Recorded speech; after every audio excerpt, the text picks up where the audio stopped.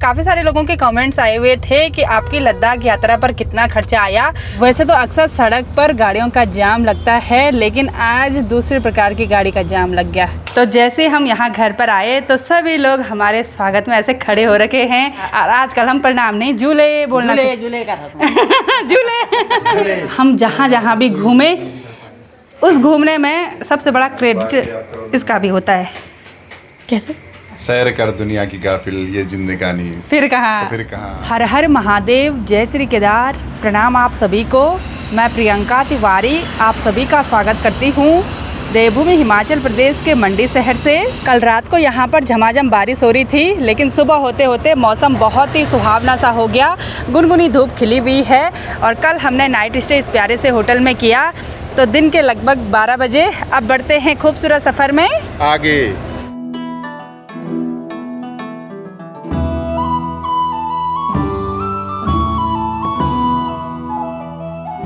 आज के सफ़र की पहली टनल हमको मिल गई है, टनल नंबर 5। चलिए जी, थोड़ा सा आगे बढ़ते हुए अब हम एंट्री कर रहे हैं टनल नंबर 4 में। टनल बनने की वजह से काफ़ी सारे डेंजर पहाड़ी रास्ते कम हो गए हैं, वरना बिल्कुल घूम के आना पड़ता। अभी तो हम हाईवे से होते हुए अपने सफ़र में आगे बढ़ रहे हैं और दूर दूर पहाड़ियों पर हमको बहुत ही सुंदर सुंदर गांव देखने को मिल रहे हैं। पुरानी निर्माण शैली में बने हुए बहुत सारे घर देखने को मिल रहे हैं। यहाँ नीचे ये जो नदी हमको देखने को मिल रही है, इसका एरिया बहुत ही बड़ा है और ये सतलुज नदी है। अब हो गई है टनल नंबर 3 में एंट्री। आज के सफ़र में हमको सिर्फ टनल ही टनल मिल रही हैं, कुछ छोटी तो कुछ बड़ी। इन ट्रकों पर भी कैसे कैसे कोट्स लिखे रहते हैं। एक ट्रक पर तो बहुत ही फनी कोट्स लिखा हुआ है, मेरी 2 रानियां बल, एक तेल खांदी बल, एक दिमाग खांदी। यानी कि एक रानी तो ये हो गई ट्रक और एक उनकी बीवी। और इनके मन में खूब आ गई। नहीं, मेरी वाइफ नहीं खाती दिमाग, मेरी वाइफ मेरा दिमाग बढ़ाती है। हाँ। हम पहाड़ी क्षेत्रों से मैदानी क्षेत्रों की तरफ आ गए हैं। अभी हम पंजाब के एरिया में हैं और दूर दूर जहाँ तक भी हमारी नज़र जारी है वहाँ तक सुंदर सुंदर गन्ने, धान और साथ में मक्का के खेत देखने को मिल रहे हैं। जिस तरह की बकरियाँ हमको लद्दाख में देखने को मिल रही थी, वैसी बकरियाँ यहाँ अम्बाला शहर के बीच में इन हरे भरे खेतों में भी देखने को मिल रही है। वैसे तो अक्सर सड़क पर गाड़ियों का जाम लगता है, लेकिन आज दूसरे प्रकार की गाड़ी का जाम लग गया। बहुत सारी भैंसें जा रही हैं, तो इन्होंने रोड पर ट्रैफिक लगवा दिया। ये देखिए भाई, भैंस ये ऐसे हो रखे ना मिट्टी से लथपथ। भैंस और भैंस के छोटे छोटे बच्चे, ये देखो भाई, कम नहीं है ये, 50-60 होंगे, ज़्यादा होंगे उससे भी। ओ भाई, आगे भी हैं।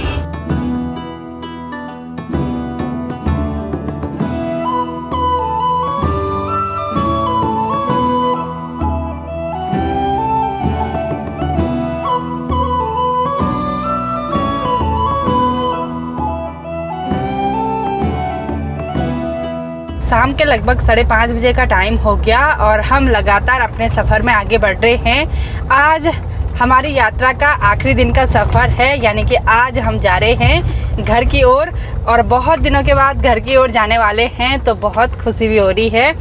और जिस दिन हम अपने यात्रा पर निकले थे, उस दिन हम उत्तराखंड से पोटा साहिब वाले रोड पर आगे बढ़े थे हिमाचल के लिए, और आज हम यमुनानगर सहारनपुर वाले रूट से आगे बढ़ रहे हैं घर की तरफ। बिल्कुल, है ना, दूसरे रूट से। हाँ। एक ही रूट से जाना अच्छा नहीं लगता है, एक साइड के नज़ारे देख लिए, अब दूसरे साइड के नज़ारे, है ना। हाँ। तो अभी हमको घर पहुंचने में लगभग 2 घंटे का टाइम और लगेगा। रास्ते में बहुत सारी जगहों पर ट्रैफिक मिल रहा है, बहुत सारी जगहों पर मतलब सड़क पर काम हो रहा है, इसलिए आराम से चल रहे हैं ना। तो अभी हम यमुना नदी के ऊपर बने हुए इस ब्रिज से होते हुए अपने सफ़र में आगे बढ़ रहे हैं। इधर साइड तो 3 ब्रिज एक साथ बने हुए हैं, साथ ही यमुना नदी का जलस्तर बहुत ज़्यादा बढ़ा हुआ है। हमारी इस बार की लद्दाख यात्रा को आप सभी ने बहुत प्यार दिया, बहुत इंजॉय भी किया, क्योंकि जैसे मैं कमेंट पढ़ रही हूँ ना, तो कमेंट पढ़ के मुझे अच्छा लग रहा है। और बहुत सारे लोग लद्दाख से भी हमारे व्लॉग देखते हैं, तो आप सभी लोगों का दिल से बहुत बहुत धन्यवाद। बाकी काफ़ी सारे लोगों के कमेंट्स आए हुए थे कि आपकी लद्दाख यात्रा पर कितना खर्चा आया। तो देखिए जी, हर इंसान अपने हिसाब से खर्चा करता है। लद्दाख में तो हम ज़्यादातर जगह होम स्टे में रुके, तो जब भी हम किसी भी जगह पर रूम ले रहे थे तो डिनर और ब्रेकफास्ट उसमें इंक्लूड हो रहा था। तो तब हमको रूम पड़ रहा था कहीं पर 3000 का, कहीं पर 2500 का, कहीं पर 3500 का, मतलब रूम के हिसाब से, रूम में क्या क्या सुविधाएं हैं उस हिसाब से रूम ऐसे ऊपर नीचे थे। लेकिन एवरेज मान के चलो अगर लद्दाख घूमना है 3000 रुपये, उसमें ब्रेकफास्ट और डिनर इंक्लूड होता है। उस हिसाब से हमको लगभग 20-22 दिन हो गए हैं यात्रा पर, तो 50-60 हज़ार रुपये का खर्चा तो रूम का ही आ गया, प्लस खाना पीना भी।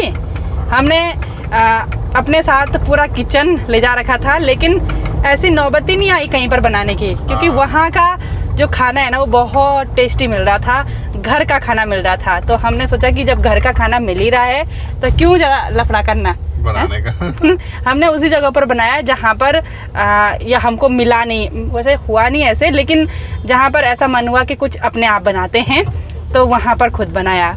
लद्दाख जैसी सड़कें, लद्दाख के जैसे लोग मैंने कहीं नहीं देखे, बिल्कुल शांति प्रिय लोग, बहुत अच्छा लगा, बहुत अच्छा अनुभव रहा, बहुत आनंद आया, बहुत चीज़ें सीखने को मिली। Thank you so much everyone. सचमुच बहुत ही बढ़िया अनुभव रहा लद्दाख का, और हम फर्स्ट टाइम लद्दाख घूमने के लिए गए। वैसे तो हम 1 हफ्ते का टूर भी बना सकते थे कि 1 हफ्ते में घूम लेते हैं जो मेन जगहें हैं, लेकिन हमने पूरा एक साइड से शुरू किया और दूसरी साइड ख़त्म किया, मतलब सारा घूम गए हैं। अब ऐसा नहीं है कि लद्दाख कहाँ हम नहीं जा रखे हैं, किस वैली में हम नहीं जा रखे हैं, तो मतलब एक स्टेट तो कंप्लीट हो गया, बिल्कुल है, एक केंद्र शासित प्रदेश तो कंप्लीट हो गया है। अब कहाँ जाएंगे बाद में? अंडमान निकोबार। दूसरी बार जाएंगे ना। बोल रहे थे पहले कि अंडमान निकोबार चलते हैं, बोला तो देखते हैं, भविष्य का प्लान अंडमान निकोबार भी होगा, है ना। तो अब बस घर पहुंचने ही वाले हैं, और घर जाने की भी अलग ही खुशी है है ना, बहुत दिनों के बाद। क्योंकि जब भी यात्रा में जाते हैं ना कहीं ऐसा होता है कि चलो आज यहाँ का सफ़र कर लिया, कल भी सफ़र करना है, परसों भी सफ़र करना है। वैसे तो हम जल्दीबाजी बिल्कुल भी नहीं करते हैं, इसलिए ज़्यादा थकान वगैरह भी नहीं होती है। मतलब ऐसा नहीं होता है कि भाई कितने दिन की यात्रा कर ली, या कुछ तबीयत ख़राब, या थोड़ा सा इनकी उस टाइम हुई थी हाई एल्टीट्यूड पर, और थोड़ा ओवर थिंकिंग की वजह से हो गई थी। वरना बहुत बढ़िया सफ़र रहा। जहाँ भी, जिस भी होम स्टे में, जिस भी गेस्ट हाउस में हम रुके, वहाँ के लोग हमको बहुत बढ़िया मिले, बहुत बढ़िया। और वो सभी लोग भी ब्लॉग देख रहे होंगे, क्योंकि मैं जब वीडियो बना रही थी ना तो वो बोल रहे थे क्या कर रहे हो, तो मतलब जिसको पता नहीं होगा कि मैं वीडियोस बनाती हूँ, तो हमने उनको बोला कि अपने होटल का देखना, अपने होम स्टे का देखना इस पर। तो वो एक्चुअली ज़्यादातर ना लद्दाखी भाषा बोलते हैं, तिब्बतन भाषा बोलते हैं, तो वो हिंदी का थोड़ा कम ही देखते हैं, है ना। तो वो लोग भी देख रहे होंगे कि कहाँ घूम गए।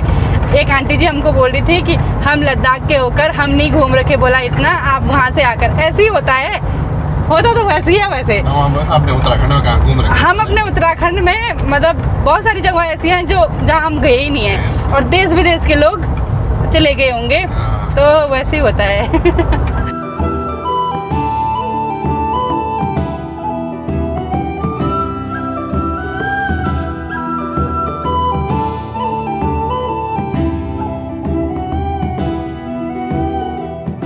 हम जिस रूट से होते हुए अपने सफ़र में आगे बढ़ रहे हैं, ये वाला route Delhi Dehradun expressway है, और हम इस रास्ते पर फर्स्ट टाइम आए हैं। बहुत ही गजब, बहुत ही शानदार ये सड़क बनके तैयार हुई है।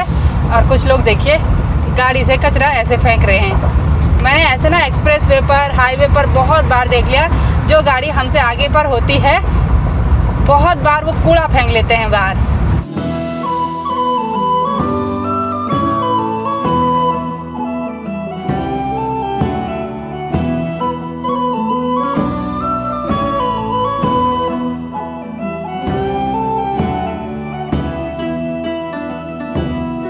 खूबसूरत सफ़र में आगे बढ़ते हुए रात के लगभग 8 बजे फाइनली हम देहरादून में अपने घर पर पहुंच गए हैं। हस्बैंड जी ने गाड़ी से सारा सामान निकाल दिया है, और ये छोटे मोटे थैले बहुत सारे थे। साथ ही बालेश्वर भी देहरादून वाले घर में आ रखा है, तो बालेश्वर ने थोड़ी देर पहले से सारे सामान को लिफ्ट के सामने पर रख दिया। हेलो बालेश्वर। हेलो, कैसे हो? बढ़िया। कब आए? हो गए यहाँ 4-5 दिन। 4-5 दिन हो गए। चलो बढ़िया। कैसा लग रहा है इधर? बढ़िया, बढ़िया लग रहा है। एकदम। बालेश्वर गांव से शहर आ गया। तो ये जितनी भी ख़रीदारी हो रखी है ना वो बस थैले थैले वही हैं। और गाड़ी बिल्कुल खाली कर ली, खुलाना तो गाड़ी हो गया बिल्कुल खाली।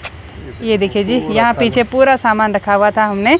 और अब मैं आगे भी दिखा देती हूँ, आगे कुछ ज़रूरी चीज़ें दिखा रही हूँ मैं आपको। ये देखिए, आज जब शहरी क्षेत्रों की तरफ आए तो ये पानी की बोतल हुई और इतने केले खाए सफ़र में, इनके छिलके। और साथ में लद्दाख से वापसी के सफ़र में इतना ये कूड़ा कचरा हुआ, तो ये डस्टबिन में रखा हुआ है, कहीं भी नहीं फेंका। जितना कूड़ा कचरा बाकी है गाड़ी में वो अपने घर के डस्टबिन में जाएगा। और सभी से यही रिक्वेस्ट करना चाहूँगी, ये दिखाने का मतलब ये है कि कूड़ा कचरा कभी भी इधर उधर ऐसे गाड़ी से बाहर तो फेंकना ही नहीं चाहिए भाई। बालेश्वर को हमने बोला कि लिफ्ट के सामने पर रखना, बालेश्वर ने रास्ता ही बंद कर दिया। हाँ, जो आएगा उसका रास्ता भी बंद हो गया था। आराम से आराम से आराम से। तो चलिए जी, फाइनली पहुंच गए हैं अपने घर पर। बालेश्वर बोल रहा है कि 2 आदमी है, नहीं बोला सामान इतना ज़्यादा है। भारी भी है ये, उसमें खाने पीने की सामग्री थी ना इसलिए भारी है वो। तो जैसे हम यहाँ घर पर आए तो सभी लोग हमारे स्वागत में ऐसे खड़े हो रखे हैं। प्रीति, देवर जी, शालिनी, आलोक, आज तो चहल पहल हो रखी है भयंकर वाली। और इधर सासू जी बैठ रखे हैं। ये देखिए जी, लगभग 1 महीना होने वाला है, 1 महीने के बाद मुलाकात हो रही है। सासू जी बोल रहे भूल गए लड़के की भी वाले, मेरी भी वाले। और इधर तो ये पार्टी गांव से आ रखी है, सब पार्टी। चलो गांव की पार्टी है इधर। इनसे मुलाकात थोड़ी देर में करते हैं, पहले सासू जी से मुलाकात करते हैं। ये जी प्रणाम। प्रणाम प्रणाम, ठीक है ना? ठीक स्वास्थ्य। हाँ ठीक है, कब सर बस बढ़िया। ओए कदी बताया बिन सके अभी के भी तो हाँ? कुछ नहीं। मैंने बोला अभी ने आफत भी निकाली, बोल ना कुछ नहीं निकाली आफत। तो चलो क्या तुम भूल ही गए ना हमारे साथ। हाँ? नहीं, घूमने में मस्त हो गए थे, भूलना क्यों था, है ना? हर दिन याद कर रहे थे भाई। और जिस रूट से हम जा रहे थे तो उस रूट पर आपकी याद आ रही थी कि यहाँ तक सासू जी भी आए थे, ऐसे वैसे। चलो कैसा रहा घर में? बढ़िया। बारिश खूब हुई? अच्छा अच्छा। और आजकल हम प्रणाम नहीं झूले बोलना, झूले का था। झूले प्रणाम, ठीक है। और क्या बोलो? बढ़िया हैं कल भाई कैसा रहा सफर? झूले, सब मुझे झूले ही बोल रहे बस। बढ़िया रहा सफ़र। और तुम कब पहुँचे आज? हम आज ही अच्छा प्रणाम, ठीक जी? ठीक क्या बोलो? ठीक ठाक झूले। चलो भाई और भाभी भी आ रखे हैं तो बढ़िया लगा भाई। हाय, मैंने तो कर दिया था पर दूसरी बार। झूले कैसे हो? हाँ सब झूले बोल रहे, बस बढ़िया। हाँ। तुम कैसे हो? बढ़िया। बस बढ़िया। अब मेरा बच्चा कहाँ गया भाई? बच्चा जा रखा है गेमिंग जोन में। अब देखो बच्चा मस्त हो रखा है। जैसे जिस दिन से हम आए ना, बच्चा बोल रहा था मतलब 2-4 दिन और घूम के आ जाओ मम्मी। अच्छा हाँ। नहीं अपने दादी के साथ बिताना तो खूब, मम्मी कहाँ पहुँचे वीडियो कॉल करो बस। पर जिस दिन ये आए उस दिन से वीडियो कॉल नहीं कर रहा था हमको। हेलो देवर जी प्रणाम, ठीक ठाक। और क्या हो रहा? बढ़िया।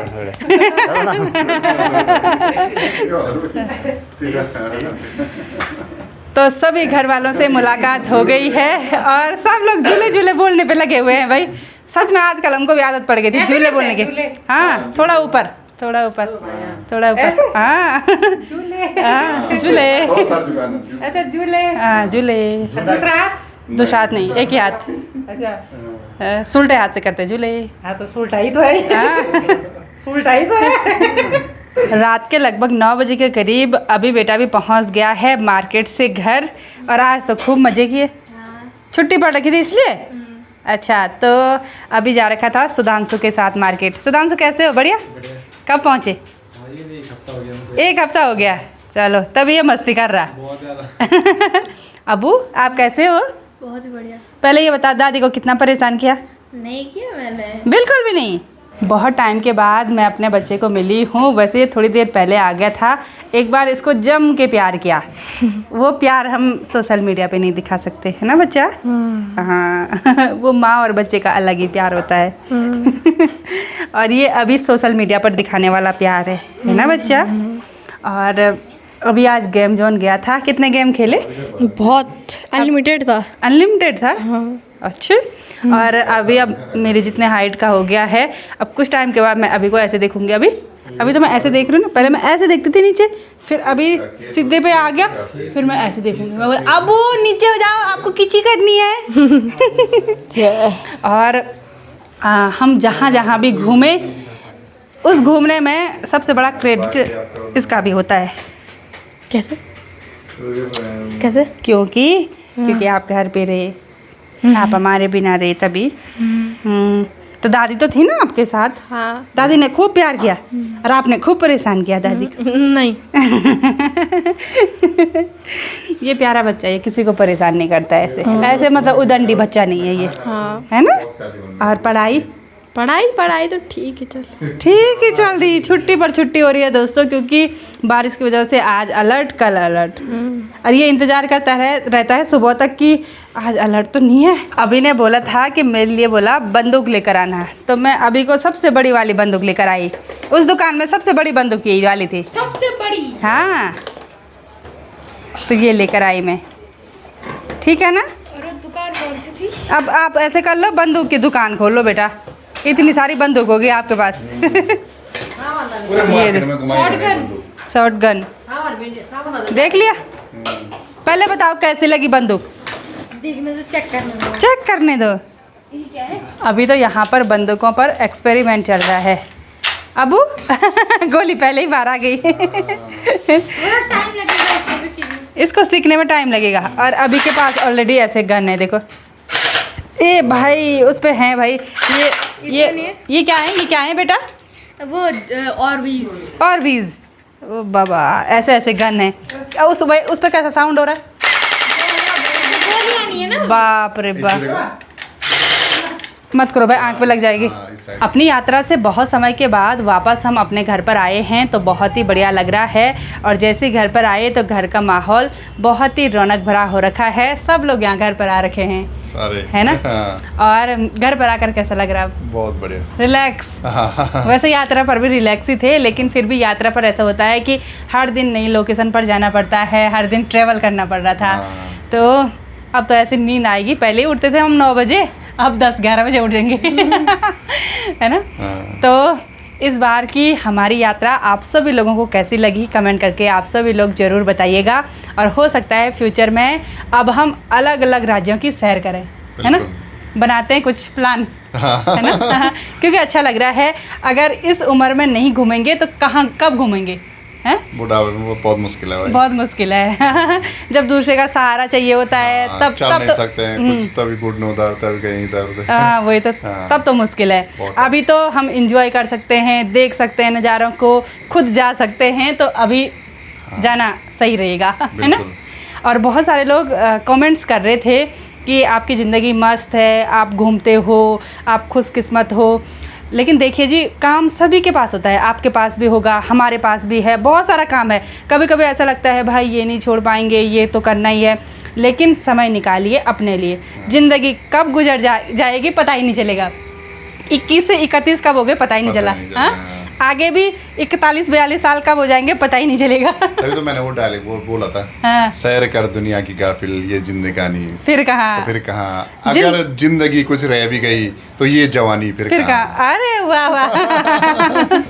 तो हम दोनों की इस बार की यात्रा बहुत ही बढ़िया रही, आप सभी लोगों के आशीर्वाद से।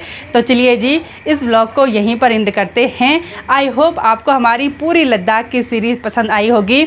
पसंद आई तो उसको लाइक कीजिए, कमेंट कीजिए और अपने सभी दोस्तों के साथ शेयर कीजिए। हम दोनों मिलते हैं आप सभी लोगों को अपने नेक्स्ट ब्लॉग में। तब तक के लिए जय देव भूमि उत्तराखंड और एक हर महादेव, हर हर महादेव। और एक बार जयकारे, जिन पितृदेवों के आशीर्वाद से और अपने कुल देवता इष्ट देवता के आशीर्वाद से हम सकुशल वापस घर पर लौटे हैं। तो बोलिए श्री त्रियुगी नारायण भगवान जी की जय हो, बोलिए श्री केदारनाथ भगवान जी की जय हो, बोलिए नरसिंह भगवान जी की जय हो, बोलिए क्षेत्रपाल महाराज की जय हो, बोलिए सभी देवी देवताओं की जय हो। हर हर महादेव।